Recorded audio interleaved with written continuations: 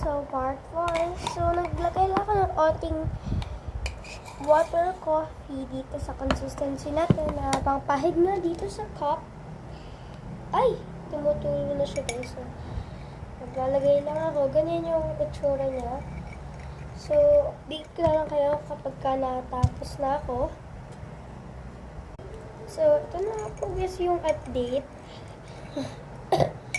So guys, inuubo kasi ako. So, susumatik ko lang. Pati sa takas din kasi. Okay guys, maganda yung kakalabasan yan later.